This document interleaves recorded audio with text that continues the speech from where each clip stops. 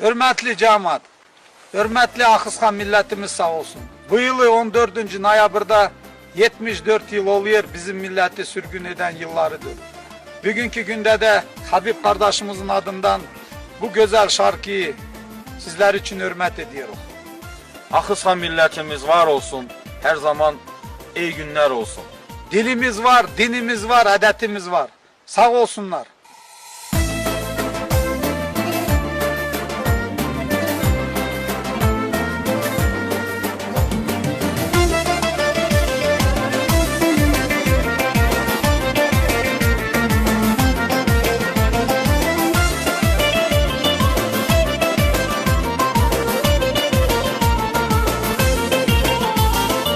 Ne çileler çektim ben bu yollarda, meşhule sürüldüm yine ölmedim. Hey hey hey hey, aç karalıyam, dada doluyam, dalarda aslan, dilerde destan.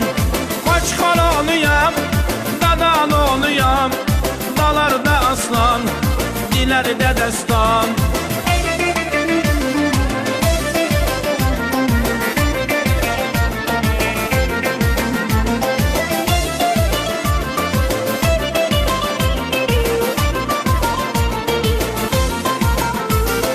Maksudum del gözyaşlarım süzüldü, nesiller gibi derimi üzüldü. Pir sultanlar gibi kabrim kazıldı, toprağa verildim yine ölmedim.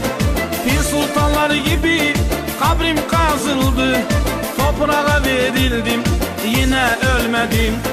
Hey hey hey